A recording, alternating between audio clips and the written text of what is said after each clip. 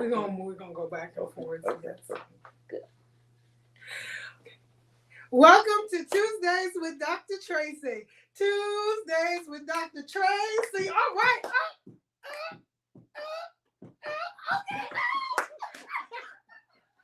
Okay, we're getting the party started early. Yes, as you already can see, we're going to have a great time this evening. We have with us Dr. Ayize Sabater, okay? And we're going to have a lot of fun.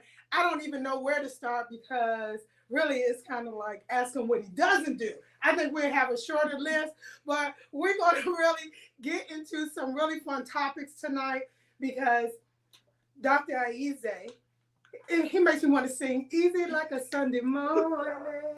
Yes. I love you. See how we flow just like that. We go back like 4 flats on a Cadillac. Is that what they say? Yes, but Dr. Ayize, he is a minister, he's an educator, he's a researcher, he loves Montessori education, he loves African-centered education. So we're going to talk a little bit about all of that tonight and how that connects to empowering the community. Okay, so if you have questions, please feel free to ask them. Is there anything else that you would like the people to know about you, Doc? I just thank God for life, health, for strength. I give thanks for just the breath of life and for you, even not thinking it robbery, to invite little old me here to be with you all. Stop it. And I give thanks for each of you that you all thought it not robbery to join us so that we might be able to chop it up. Yes. So thank you for joining us this evening. So we might as well get the party started. We're going to jump right in. And I actually heard a clip of you online, and it was at, I think, a conference, and you were greeting and welcoming the people, and you were like giving them a charge about the power of change and so on. Man, I was so inspired by that. You can tell the preacher came out. I was like, change. He said change. I was like, change, brother. So I was really enjoying myself. But that is the type of encouragement, joy and love that he shares with those he comes in contact with. And so you can't help but to feel that type of inspiration and peace and love being in community with him. And so community is very important. So I think we'll start with that since education is your baby and you like to do it in community. You have your own YouTube page where you do segments focused on history throughout the African diaspora. So can you share with us a little bit about that? Maybe how did you start with actually or being inspired to even create the YouTube segments? What got you there? Because that's an awesome tool and resource for the community. Yes, no, give thanks for a great question. And so even going with the history piece, let me then start by wishing a happy born day to Paul Robeson. Yes. So this is the day back in the day when Paul Robeson, who his parents were in bondage, yet this brother goes on to graduate with all type of honors, valedictorian, from like tremendous luminary, who not only is a scholar, not only an athlete, not only a thespian. So they have a mountain named after this brother. I mean, this brother is powerful. So if you all haven't checked out Paul Robeson, today is his birthday. Yes, and it is. If you all are interested, you can check me out on X, Twitter, or even the Black-owned platform called Spoutable, where I usually try and post the Today in Black History. Okay. And so this day is, we say happy born day to Paul Robeson. Yes. And if you haven't checked out his book, Here I Stand, I mean, so many just accomplishments of this brother, tremendous. So that would be my Today in Black History. So on Twitter, that's at Ayize S, at AYIZES, and on Spoutable, Dr. AS1. Okay, see, that's right. Share the information. So look, you all write these things down because this is another, like I said, wonderful resource for the community. But you see how he kind of had that preaching and see just teaching just right off the bat. Yeah. I love it. See, that's how we do. That's how we do. And then also just to put in historical perspective, so we just had this big to do about this solar eclipse, this total solar eclipse. Yes, absolutely. And that would have been the inspiration for Nat Turner, who was inspired to do his rebellion to go ahead and overturn this wicked system of bondage, because he saw an eclipse and was inspired to go ahead and take up arms to liberate his people, because he said he heard a voice from God after seeing that sign. That's right. And so again, check out Nat Turner and how he was inspired by events as such. And so for myself, I'm inspired by history. So there are certain things that help to get you through the midnight hour. Certain things that help you to be able to keep pressing even when darkness is trying to consume you. That will help to inspire you to say, no, light casts out darkness. And so for me, that's history. And so I remember, I went to a small HBCU in Atlanta, and I went in as a business major. I said I wanted. Is it really small? When you share it with the people, as if this is really small. Now, come on. So hold on. We're across the street from the Mecca. We're across the street from the capstone of Black education. We're across the street from HU. You know. Which has how many students?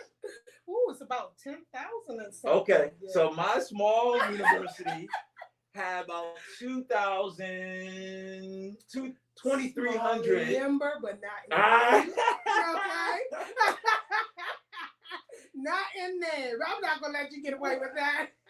And I'm sure not any of your other Morehouse brothers will allow you to get away with that either. The Morehouse man. Small when you put it up to 10,000. I'm just saying. Okay. So went into Morehouse thinking that I wanted to be an entrepreneur, own a business. So I went in as a business major, in fact, an accounting major, and got in my first semester, and I was like, man, I can get a computer to crunch these numbers. Like, this stuff is boring. Like, this is the word. Like, gag me with a spoon. Like. And so I went to the chair of the department, who at that time was Dr. Sheftal. Tremendous, brilliant brother. Dr. Sheftal said, well, son, you need to do something that you really love to do. And he said, well, what do you really like to do? I said, well, I was actually good in history. And so he said, well, go on over to the history department and talk to Dr. Hornsby. And I went over to the history department and became a history major. At that point, I was a double major, but later graduated with a history major, econ, and education minor. So in the history department, phenomenal. It's headed by Dr. Alton Hornsby. We called him the Horn, who was at that time the editor of the Journal of Negro History. At that time, he was the longest editor of the Journal of Negro History, second only to the man himself, Carter G. Woodson. Wow. So this is a bad brother. So he had one class that he taught. The one class he taught was called Great Men and Women of History. In this class, I was just telling some Snickers, the student nonviolent coordinator, Judy Richardson and Jennifer Lawson.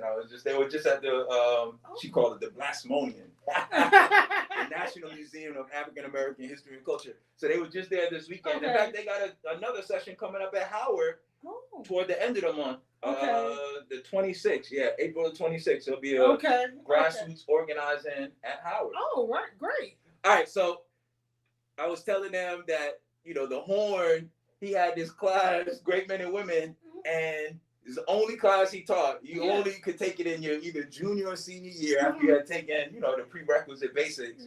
And in this class, he hadn't given an A out in 10 years. Whoa. So this is the class that everybody dreaded. Right? And I was like, I don't know what everybody else is doing, but I'm going to get the A in the Horns class. Right. I got in the Horns class. The first paper I got back, a big fat F. So I'm thinking I'm smart. I'm hanging out with the smart cat. Yes. My roommate, Emar Hutchins, he was the valedictorian at that point. Mm-hmm. Phi Beta Kappa. I'm like, I don't know what everybody else is doing. I'm getting the A. Mm-hmm. Man, I was praying to get, can I get a C out this class? Like, so, but hold on, but the Horn organized this class, Great Men and Women. Uh-huh. So you actually had to study great people in history. Yeah. Who he had already pre-selected these great persons, Mm-hmm. and he gave you the books that you would read about them. Okay. So they were books that he read, Uh-huh. so you couldn't like fudge anything. Okay, right. And you had to then not only submit a paper to him based on these papers, these books that he gave you, these sources, but you also had to argue before your peers whether this person measured up to, he had 3 criteria for greatness. Mm-hmm.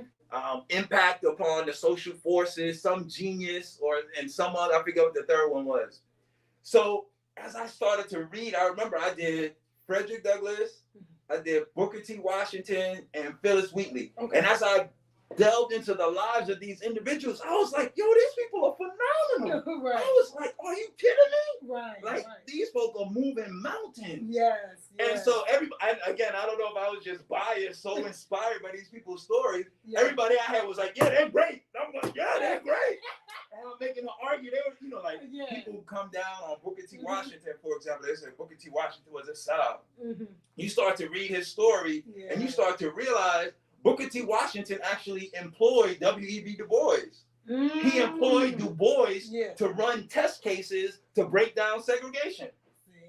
People don't know that. Right. And so on the front, he's saying one thing, but then on the back, he's actually funding tearing this institution down. Yes. Do people know that about the Wizard of Tuskegee? No. Yes. So again, I started to delve in and learn this. I was like, yo, these people are phenomenal. And so what I realized, so at this time I was also working in this Morehouse male mentoring program. Yeah. So I had a little small shorty who was my mentee. And so I'm taking great men and women, and my little mentee was messing around in class. And so I'd be like, all right, how about this? I'm learning about these phenomenal people in class. If you act right and do your work, I'm going to start telling you about these. So he was like, okay. And he started doing his work. Right. And so I started to then tell him about, here's what Booker T. Washington was doing. Yeah. Here's what Phyllis Wheatley, she's a poet. She's writing. Wow. He's like, whoa, man, he's sucking it up. Right. And so the thought came to me, all right, I need to take this format of the great men and women and synthesize, mold this so that I can share it in bite-sizable form to the children. And so developed this piece called, at that point we called it Great Person Series. Later I called it, I still do call it Great Person Series, as well as Telling Children Our Story. Okay. And so we've developed this methodology where we actually are telling the stories of luminaries, males, females, folk who are politicians, folk who are entrepreneurs. So we talk folk from around the world, folk from right here. And what I learned from the children is you can't just do people from the past. Right. So they started asking, well, the person you're going to tell us next, is that person dead? Okay, I got it. So we then had to alternate between living and passed on so that they could realize that there are change makers today. And so so after graduating from Morehouse, myself and brother Emar Hutchins, we actually opened up a school. So again, this is how off the chain we were. So we called ourselves, we wanted to be revolutionary. We wanted to be community builders. We wanted to do something for the community. Absolutely. So we were like, okay, well, who's doing something for Black children? Oh, nobody's really doing it hard, so we're going to do that. We're going to do it. So Emar at that point was like the valedictorian. The cat is getting offers like this, again, this is like in the early 90s. He's getting offers $60,000, $70,000 to go work at IBM and Microsoft. He's like, nah, forget that. We're going to go ahead. What if we open up a school? We're going to open up a school for Black children. And Emar, he's a business major and brilliant, a genius. He's like, he's an econ major. So he said, we're not going to just open up one. We're going to have... He laughing now. We had a business plan that said we were going to have 1,500 by the year 2000. So our business plan said 1,500 what, school? But I like the passion. I love the passion. I love it. So okay? we were supposed to have, we had a business plan. They said we were growing 5 exponentially. See, she wasn't just laughing at you. She's like, laughing at me too. Look at that. But I love it. I love it. No, you no, tell your story. So the business plan said we were going to grow 5 exponentially per year. So 1, then 5, then 25, then 100. That was our business plan. Ooh. Ooh. So we opened up. So we graduated in May. We opened the first school in September of the same year. Okay. The school we opened up with 12 children. In fact, the Snickers didn't know. I became really familiar with SNCC because one of the SNCC members was our community educator, Willie Mukasa Ricks. And, you know, he helped to teach us, and you know, you got the community happening. Yes. So he helped to teach us, and his son went to our school. Yes. And so, you know, we started small with some, you know, I don't know if you know Baba Akanyele Moja. Yes. His son Chinua was at our school. So I mean, you know, because we were like, yo, we doing this for the community. Yeah. You know, and they were like, okay, all right, we're gonna send our children in. Yes. So we started this school with about 12 children. By the next year, we had about 100 and something children. Right. So we were growing. We were written up in the New York Times a few times. We were written up in the Atlanta Constitution. So the school was doing well. But in our youthful wisdom, we said, the school is not meeting the business plan. We got to force the school to grow. So at this time, we opened this school in September. In December, we then also opened up a vegetarian restaurant. I remember. So we set Delights of the Garden on the same business curve that we did the school. We were going to have Delights of the Gardens all across the country, we said. In fact, we had the same, we said, you know, when Herbert Hoover was running for president, he campaigned on a chicken in every pot. We're going to have a Delights in every hood.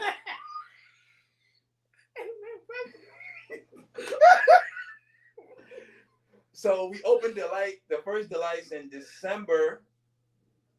The next year, we opened up 1 or 2 others. So by the third year, we had like 5 Delights of the Garden. So we had 2 in Atlanta, we had 2 here in DC, we opened 1 in Cleveland, Ohio. So by the third year, the school again had grown, written up in the papers, but we were like, no, we're failing, we're off the business plan. Look at the restaurant is succeeding because we have all of these restaurants. So we're gonna force growth on the school. So we're gonna move Ayize, who was serving as the principal, to DC to open up the next school. So that was going to be our, you know, hang our hat on making an indelible imprint to transforming our community. We said it's working with our children. Yes. So the children at the school there, it was called Freeform Academy. The children there, one of the things we got written up in the Atlanta Constitution, in fact, I remember it on the front page like it was yesterday, or maybe it was the Educational Metro, so I don't remember. But I remember the picture of the child, Kevon, who the child was soaking up this history. That's why I was talking about history. Yeah. So we did this Great Person series that I just took from Dr. Hornsby, and that was what we did with the children every day. Right. Well, I'm in DC every day. That's what we did. Every day. That's right. Every day. That's right. That's every day. That's right. You don't put that B in there. That's right. Every day. So that's what we did every day. And after a few months, Kevon, who was like 3 or 4 years old, he started to know more history than his parents.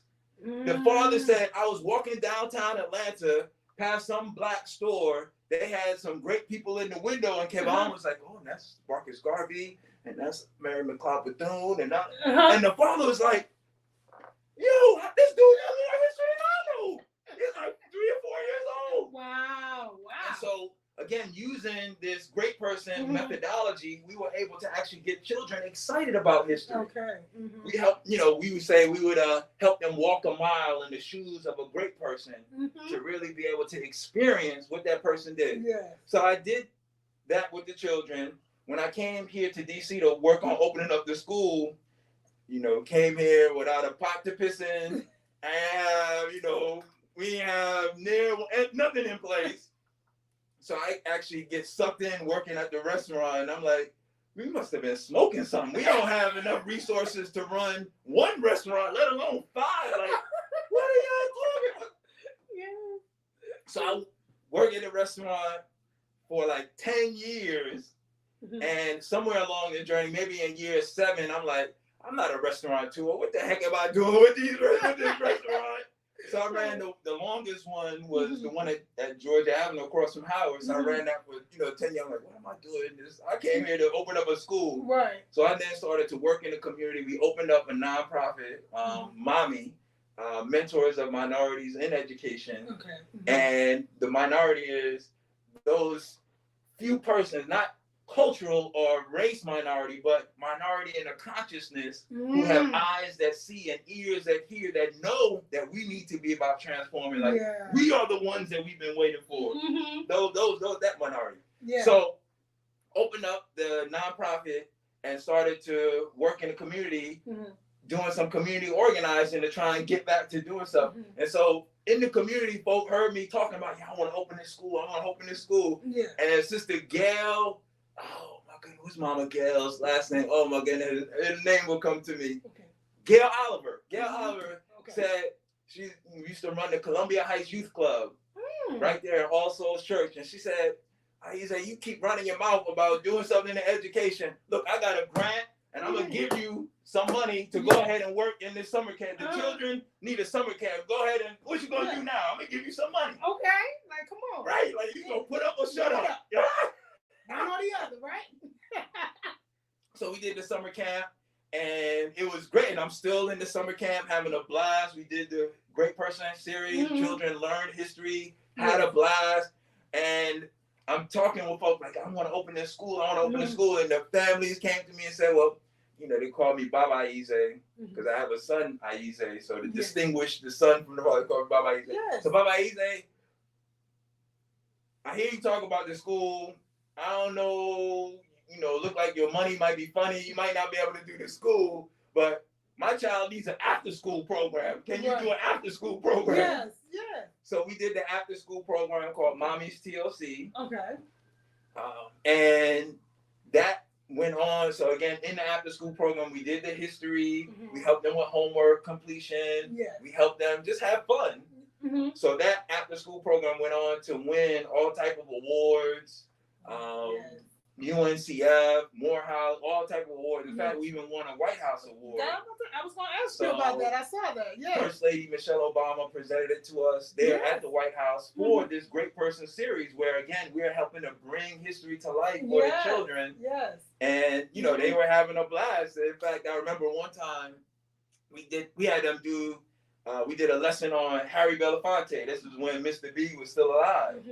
And so they, we learned about him. We had them singing the Banana Boat. Dale. They like, come, so the children doing all this stuff. So they learned about him. And one year, WPFW was giving Mr. B an award. And part of what we used to do, we actually used to have them draw the great. So when they would learn about the person, they had to go ahead and do an offering to demonstrate what they learned. So they could rap it, they could debate a fact about the person, they could do a poem or story about it, they could draw the person. Right. So from the drawings, we started to develop this piece called a Black History Calendar. So this particular year, and again, there's nothing but the grace of God, this year that Mr. B was receiving the award from WPFW, which again, if you all are interested, you can check me out on WPFW. I'm on most Thursdays, 6 p.m. Eastern Standard Time on a show called #YouMustLearn. So Mr. B was getting the award from WPFW, and that year Mr. B was on the cover of our calendar. Wow. So we brought some of the children to the award ceremony. And the child went to ask Mr. B for his signature. And he was like, why you want my signature? She was like, oh, I learned about you. You sang the Banana Boat song and you did that. And Mr. B was like, what? You know what? I'm going to give you my signature, but I want your signature. Oh, no, that's sweet. The child almost fainted. She's like, that's my signature.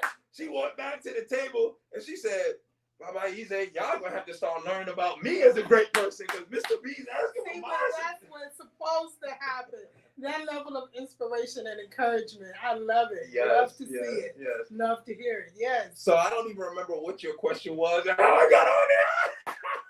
But that's how I got into education and working with history. Y'all know? No, No, it was great. It was a great story. It was very engaging. But this is you. You bring so much love and laughter and life, to this. And your storytelling skills are off the chain. I'm like, okay. So we were able to do that. But I'm glad there were some things that you mentioned, like even with the restaurant. Because when I see you, you're going to laugh at this. Always think of apples. Because if you remember, during this time, Reverend Dr. Lewis and Anthony, he was trying to eat very healthy during this time period. So I know we made a few visits to the restaurant. Yes, may he rest in peace. And we would come to the restaurant, but I remember this one time in particular, we had an apple dish. It must have been like Waldorf salad or something along that line. But it was really good. Those were some really good apples. So look, thank you. If I never said that before, thank you. And I think this was at the one in Georgetown. It was one in Georgetown, right? Yes. So I do remember the restaurants, and they would talk about the restaurants so much, and a lot of people from the church would definitely go and support. So look, we appreciate having those healthy Black spots to go and eat, Clearly I didn't stick with it. But look, I enjoyed the apples. Okay, that's what matters. A is for apple, A is for Ayize. It's all about learning. Okay. No, but I do remember that. But then you cut away to something else that is important, what you do on the radio. You're like a whole radio personality, I told you, we're going to go on the journey. Because this is still talking about your pedagogy, right. In reaching the community. So I love it. So another way in which you reach the community, we see how you reach the community through children. Right. But I didn't finish telling the story.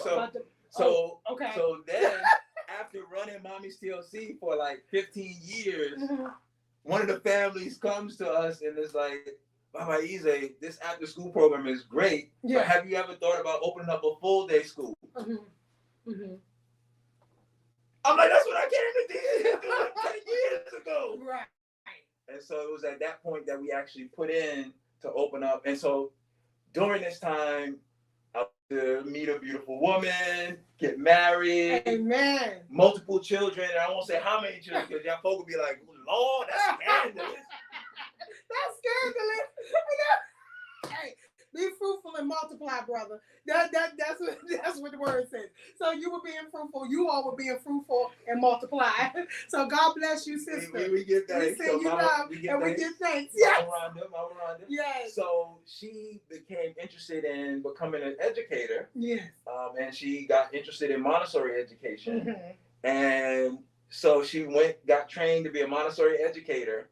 And I remember this like it was yesterday. So when she was getting trained, this is her first training because she's now trained on all levels in Montessori education. Oh, wow. She would come home every night. She'd be like, honey, don't you know Montessori's the way to change the world? Montessori's doing this and Montessori's doing that. And I was just like, yes, dear. Yes, dear. Yes. Because I felt like I already knew, because the school that we opened in Atlanta, Freeform Academy, it wasn't a Montessori school. It was maybe Montessori inspired. Okay. Because Emar is a Montessori child. Okay. And so I was like, yo, if Montessori helped this cat to be, he's like the class valedictorian. Right, yes. Yo, we need to do some of this Montessori stuff. So we had some Montessori practices, but it definitely wasn't a Montessori school. Right. So I felt like I knew, I read up a little bit about Montessori. So I knew a little something. Right. And so she would come in, and I'll be like, yes, dear. So then after she becomes a Montessori teacher, our children start going to the Montessori school, BMCH, Bowie Montessori Children's House. Okay. And I remember this like it was yesterday. So here I'm running this after school program, Mommy's TLC, working with middle school, high school students, working on homework completion. My son, Chinua, must have been like 6 or 7 years old. So they have like an open house and the child walks you around to some of the stuff that he's doing. He's doing like multiplication, 4-digit by 7-digit multiplication. He's like absorbed Greco-Roman culture and knows it like an encyclopedia. He was doing stuff comparable to what these high school students were doing. I was like, oh, wow. Yeah. I ran home that night to my wife and was like, honey, do you know that Montessori? She was like, yes.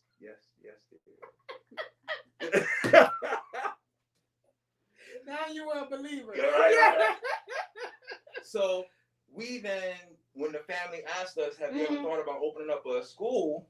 We then put in for a charter, and we said there's no other way to go but Montessori education. So we put in a charter to open up one of the early public Montessori charter schools here in the district, which is still running, Shining Stars Montessori Academy. So if you all are interested in public Montessori, because if you have to pay for Montessori, you're going to be paying $20,000, $30,000 for early child. So what yeah.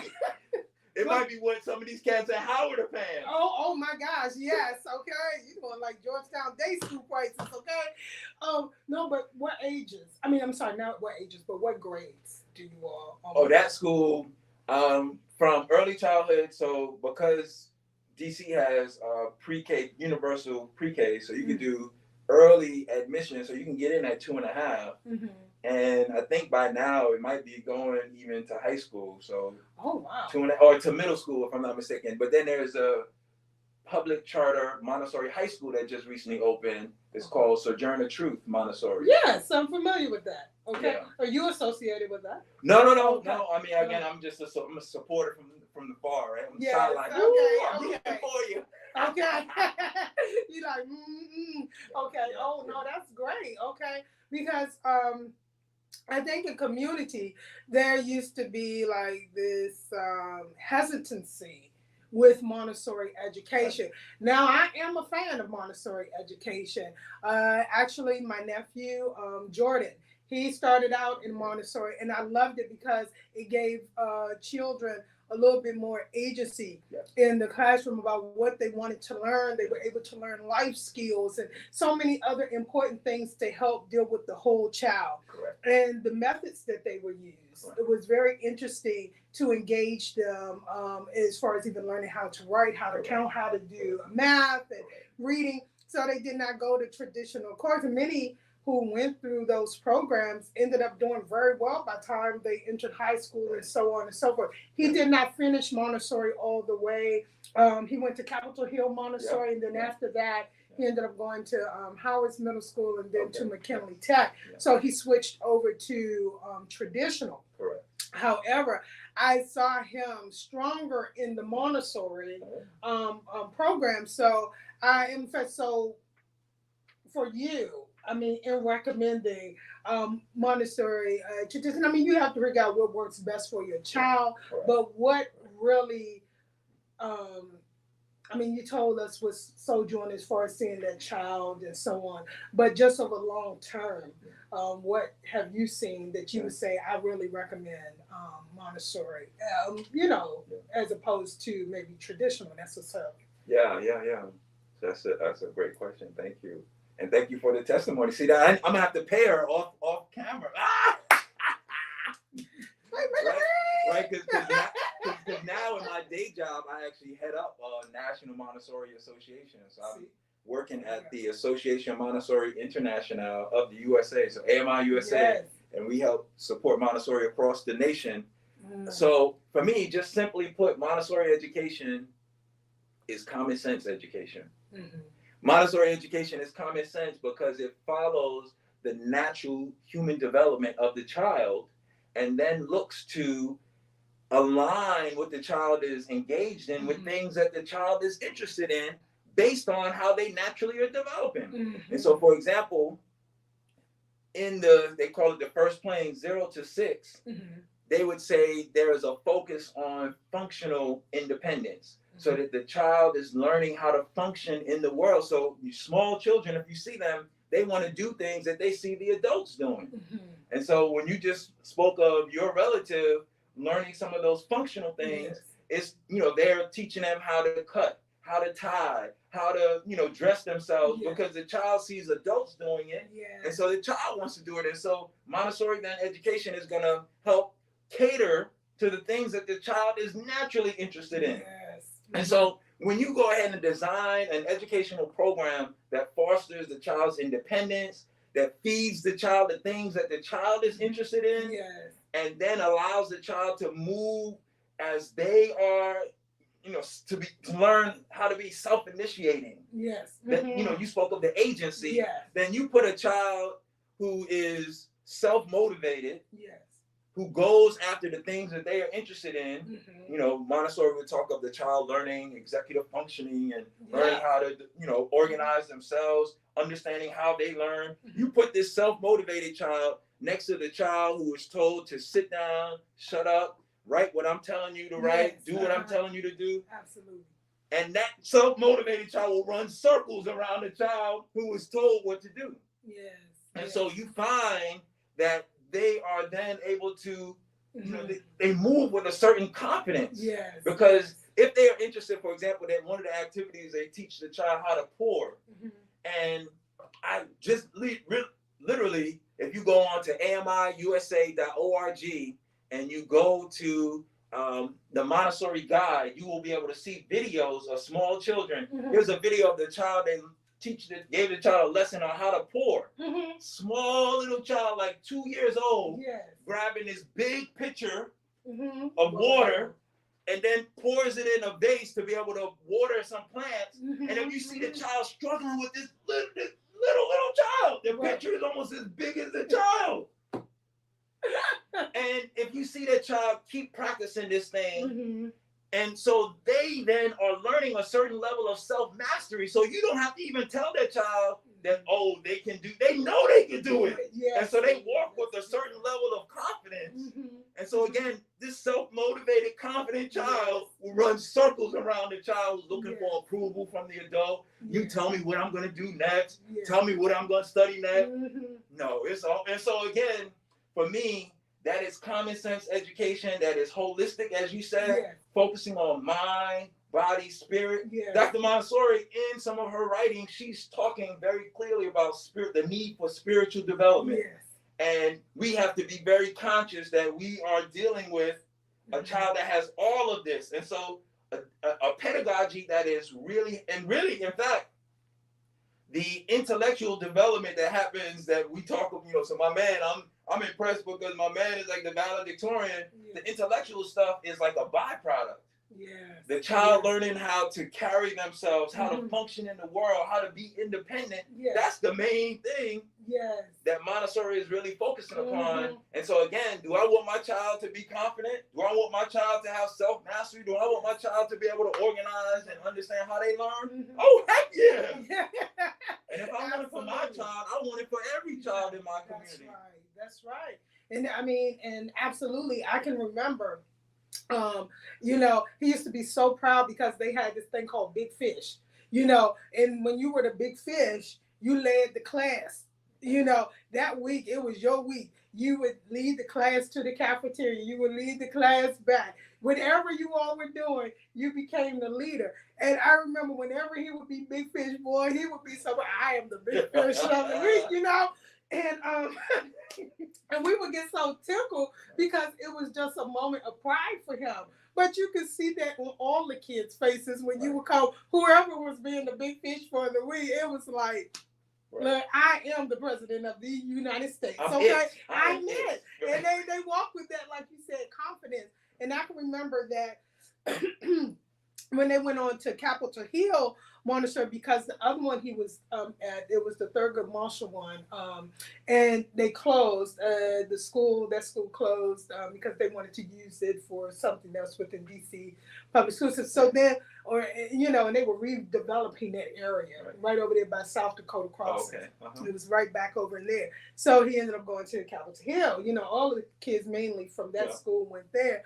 And I can remember him, one time they started like a little book club. And I was like, what? He was like, Aunt Tracy, I did the announcements today. I was like, the announcements for the school? Yes, I did the announcements. So you can see that level, like you're saying, of confidence that I did not continue to see as he, went through a more traditional program. I don't knock it, but I could just see the benefits of Montessori. So I am very pro Montessori and encouraging people that, hey, they should definitely check it out, do some research on it.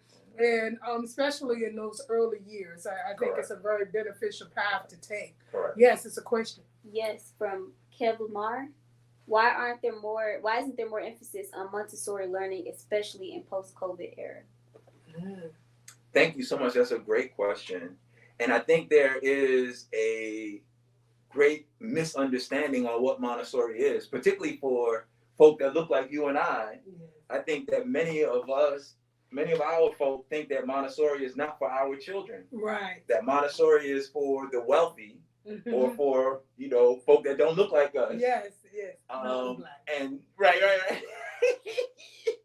And so if you are in an area where you have public Montessori, I would say really try and check that out to see if that is a viable option for your family. Mhm. But I think because of a misunderstanding about what Montessori is, I think the cost is a huge barrier. Again, Montessori programs in this area, we're in the DMV, easily $20,000-$30,000 for pre-K children.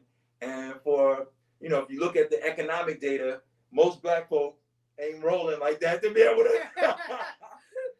lay out that money. right, to lay out that cheese like that. Yes. It's a struggle when it's college time, let alone Yes. we do that for the pre-K child too. That is too much.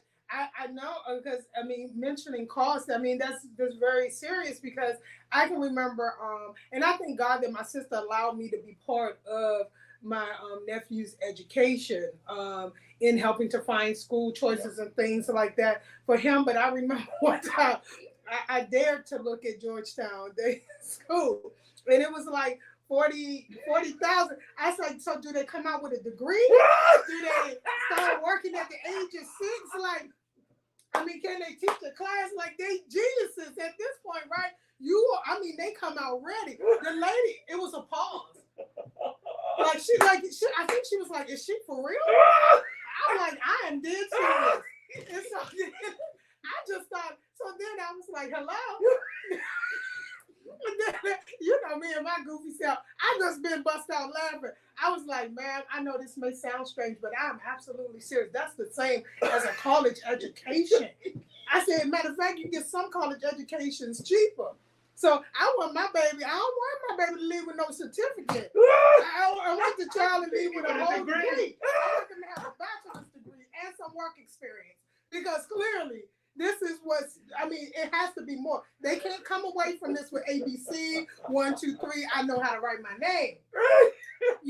So I can understand that this, but that is an issue. So I'm glad. If I'm not mistaken, Capitol Hill Montessori is one of those public Montessori. Yes, it is a public. And so I think, if I'm not mistaken, Capitol Hill probably goes up until 6 years old. Or 6th grade. Oh, does it? Oh, okay. Yeah, it goes up to 6th grade. What often happens is you have many folk who keep their children in Montessori until school age time, and then switch the child from Montessori to this, because it starts to cost, so you have to get into the lottery program, and you know how DC is with the different zoning as it relates to school choices and things. So that's a whole nother issue in and of itself, in being able to provide quality education opportunities within, especially our Black communities. I know we're dealing with aggressive gentrification throughout Chocolate City, so a is lot it still of chocolate? No, I think we latte. I think we latte now. I think we are officially latte. But in my world, it's gonna always be Chocolate City, okay? But you're right. It's pretty much a latte. But so I hope that answers brother's question. Yes. Because that's my understanding on why not many of us even know about Montessori or have misunderstandings about what it is. Yes, yes, absolutely. And that's what I was saying about having more choices, especially in Black community, because of the education gap that exists in DC as far as the knowledge and readiness of Black students compared to that of white students. And this pool of money that operates DC's public school systems and things is supposed to come out the same pool. So it should have been the same quality of education across the city, but we know that that was not the case, especially in our Ward 7 and 8 schools. So we definitely have to continuously to work and fight to make sure that these opportunities are available to our children, with no cost, because like you said, for most it's hard to even afford rent in DC now. More or less a child with a college education that's 6 years old, because of the amount of money you have to pay. So that's very important. But you were saying Yes, and we have if I enough could discussion. also, before the other question, if you want to check a really good book out, it's by Dr. Mira Debs. It's called Diverse Families, Desirable Schools, The Pursuit of Public Montessori and the Urban Environment, something like that. But definitely the title is Diverse Families, Desirable Schools. And she talks about how many Montessori programs in the public sector, folk go in to open it up for children of the global majority, folk that look like us. But the mere fact that you open up this public Montessori program, other folk know, even if your folk don't know, other folk know, what? A public Montessori? I don't gotta pay $30,000. And so they talk about how Montessori schools are a gentrifying force because people will plan, all right, my baby is coming soon, so we're gonna move to right near this school so we can get our child in the Montessori school for free and we don't gotta pay.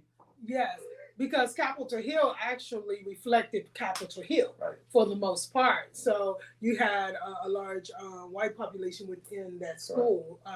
So with the Black children coming in, and also children from the Latino community also coming in, you know, it started to change, and especially with the other school changing, and then they rerouting some of the kids.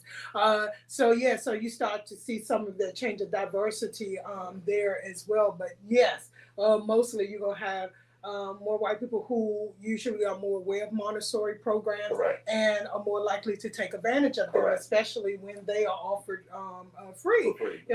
So and they will game the system, and so it'll be open, you know, open enrollment, and they will camp out because they know what they're getting. And so they'll camp out and be in line. I mean, again, if you read Dr. Debs' book, she talks about it. And then she talks about in South Carolina, where a Black community fought the opening of a Montessori school because they said the Montessori school doesn't give enough structure. Yeah, that was one of the for their children. And we want drill and kill. We want you to we want like a military style education for our children. We want to make sure they. And again, the data definitely doesn't bear out that that's so beneficial for our children. Yes.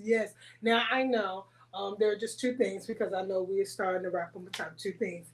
I wanted to know about the spiritual aspect, because that's also a very important part of your life and journey. Because you've named like about 10 different hats that you wear already. I've been trying to keep track. I'm like, wait a minute, so I come back to that, wait a minute. And then also, I wanted you to be able to bring up about the launching of the teacher. So I wanted you to make mention of that as well. So. Yeah, so for me, as a child of the Most High, I'm definitely spiritually minded, and want to advance liberatory practices that will holistically foster transformation in our community. And so I have not really seen a pedagogy that unabashedly is like, yes, we want to feed the spiritual component.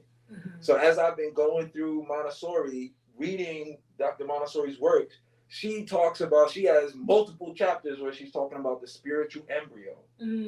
In one of her books, one of her more popular books is called The Absorbent Mind, on how a young child literally absorbs, like she gives the example, children are so brilliant that you could take a child born to a Japanese family, they'll learn Japanese. Born to a Hispanic family, they learn Spanish. Born to a family that speaks English. So who's teaching the child the Japanese? Who taught the child Spanish? Who taught the child English? The children literally just, that you can see the young children watching how your mouth forms the words and watching what you do. Absolutely. And so the children literally absorb. So that's what she talked about, the absorbent mind. In that popular book, The Absorbent Mind, she's quoting whole passages out the Bible. Wow. Yes. She opened her first school quoting Isaiah, "Arise, the Spirit of the Lord is." This is how she opened her first school. Wow. I'm like, and in fact, and I don't remember if it's in The Absorbent Mind, she says when you work with the child, you need to keep in mind, imagine as if you're working with the Christ. The Christ child, like treat the child in that way. That's something. I'm like, wow. So that's what she talks about in her writing. But what I'm finding is in this commercialized Western setting, many folk focus on the intellectual components of Montessori and downplay the spiritual components. And so I'm wondering if they haven't even translated some of her stuff that might have talked about spiritual development, where they just want to focus on the intellectual component of it and shy away from.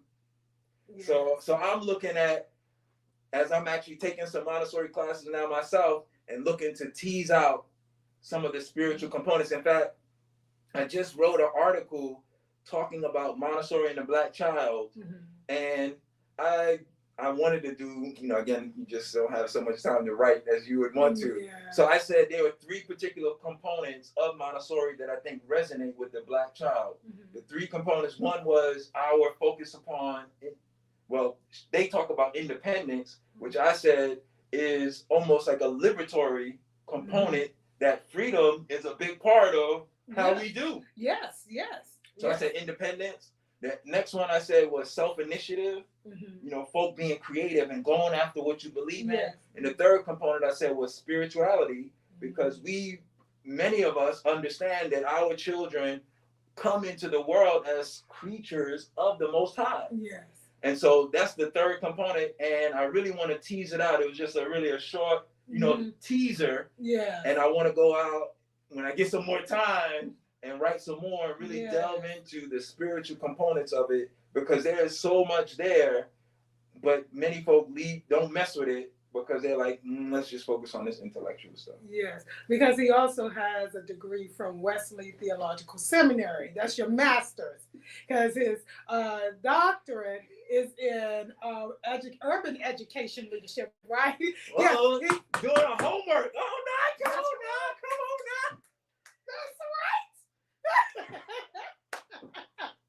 Look, my brother, we have to honor you, because look, you put in the work and you're doing the work. And I think it's important to talk about, the various types of pedagogy that we have within the Black community. You talk about Black theology. You're talking about Black liberation education. You're talking about a pedagogy for the oppressed. You're talking about a pedagogy for the marginalized. And you're saying there is a way in which we are free. And you're saying that part of this is education, and that part of this education is the spiritual aspect of the child, as well as the intellectual part, and as well as being able to teach them this social aspect of how to do this, and this. So it's very important to understand those things, because it doesn't start at school. Correct. And let me. So when you talk about the pedagogy of the oppressed, folk don't realize that Dr. Montessori started her first school in the slums of Italy.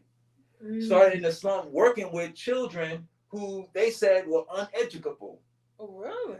Working with children who they had their children locked up with, jackets on or whatever, because they said these children, they have learning differences or disabilities, and that time they called them something different. I'm not even going to say that. Right. And they had the children locked up. She said, no, you just got to go ahead and develop techniques and scientifically prepared materials so that the children can. And so she started working with these children who folk basically were thrown away. Yeah. And she had them performing similar to typically developing children. And that's where her fame first came from. Wow. And then she said, well, I develop these things working with children who have learning differences. Let me now start and use some of these techniques working with typical children. Right. And so when she came to America, already the wealthy were like, oh yeah, we got that. Yeah. So she gets funded by some robber barons, the Carnegies, who funded her. And they already, the first Montessori schools are in the homes of the wealthy. Yeah. And so when the first time she's coming here, the wealthy already like, oh yeah, we got you. See that. And then for you and others to be Black educators to take that and then tweak it, to bring in the Black experience and to be able to make that relatable to Black families and Black children, and use it as a tool to help liberate our people by giving them the resources and the education that they need in order to help get into these systems and break these chains. That's right. Breaking the systematic oppression and structures that exist underneath this like global white supremacist empire that exists throughout the globe. And as they become more prepared, but not just in education, but in spirit, in mind, that they're able to go out there and change the world. Correct. And that's why teachers are so important, which leads to launching. Because I got to run myself too. So I'm launching this initiative called #ShowTeachersTheMoney. Show teachers the money. So right now we're in a time where we have seen the President Biden, tried to get this Build Back Better initiative across the finish line.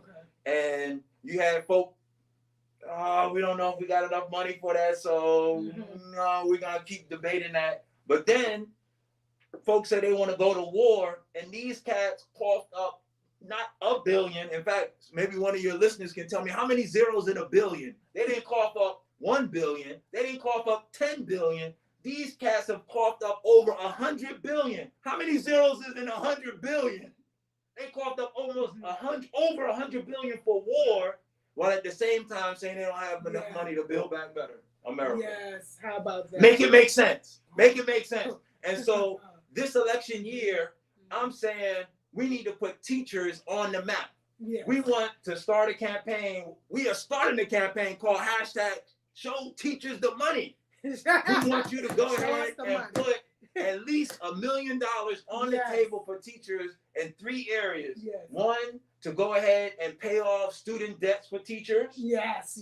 Second one, put more money on the table to pay teachers better. Yes. As the professionals that they are. Yes. And 3, put money on the table so that we can get more teachers in the door. Give scholarships to incentivize teaching. So show us the money. Amen. I'm down with that. I'm down with that. Okay. And as an educator now myself, but on the collegiate level, yes, absolutely. And there was a story I read somewhere that some teachers in some areas are only making like $21 or $22 an hour. Right. Yeah, and that's just disrespectful, And I'll say even on the collegiate level, we're getting paid, especially those who are non-tenure track adjuncts, full-time lecturers, so on and so forth. So yes, there needs to be, and these are people who hold PhDs. You know what I'm saying? And you compared to people who are holding like 4-year degrees or maybe 5 or 6 years if they have graduate level education. But most of them going into K-12 don't necessarily have a PhD. They may have a master's, but most often it's their 4-year degree, right? And they going in there, and I mean, you need to pay them what they're supposed to get. But it's no way when you think about somebody with a PhD, whether they teach it in K through 12 or at the collegiate level, pay them their words. You can never pay me with a word now. Let's be real about that. But we can definitely pay people according to some national standards and get that standard up. And teachers have to do way too much. And I think we definitely need to be able to pay them all what they worth. So that is a campaign worthy of launching. Oh, we have a question? Yes, I just want to make sure I get to Yemi Ogunjare, who's been asking about resources in a few different ways. They first asked, where do we get access to your writing /website/publication? For teachers, educators, are there any grants available for training? That's the last one. Dang, we didn't even hit your grant writing experience. And that's his part too. If you can, like a quick something, you can say real quick. All right, so if you want to check out some more information on some things that I've done, you can go to the Black Montessori Education Fund. It's actually a fund that we just set up a few years ago, and we've actually coughed up over $250,000 already to get more Black folk into Montessori education. So blackmontessori.org. blackmontessori.org. You will see, talk about Ayize. If you go to the website for the organization I'm working with, AMIUSA.org, you'll be able to get some of the articles that I've written. Also, if you check out another publication done by called Montessori Public, I've written a few things that you can find for free in Montessori Public. And follow us on Twitter or Spoutable. Hashtag Show Teachers the Money is the campaign you're going to start hearing about. And if you want to check me out, it's at Ayize S. That's at AYIZES on Twitter. And you can also find me on Spoutable. So hopefully that gives a few. All righty. Well, thank you, Doc. This has been fantastic, epic. We can add all of that to this. It's been a wonderful conversation with you. We hope that you can come back, because I'm sure people will have a lot of questions about how to learn about grants, how to write grants, and so on and so forth. So you've been so resourceful. You've taught, you've preached. You've probably done some healing too. Breaking some chains, Breaking loosening some some chains, folks, some setting the liberation. captives free. Hey, see? This is how we do. But I love you much. Thank you for always just being a light, okay? And once again, you get to meet another amazing person who hangs out here from time to time at Sankofa. Yes. The Sankofa community is a very rich and resourceful community. That's why if you haven't been here, come and contribute to this wonderful community. We want to see you and love up on you. We love you. We send you God's blessings, okay? And blessings upon you and your family, okay? We love and we're thankful to God for you, and thankful to God for you. Thank God. So we'll see you next time on Tuesdays with Dr. Traci. Tuesdays with Dr. Traci. Oh, Tuesday with Dr. Traci. Put the shoulders in Tuesday.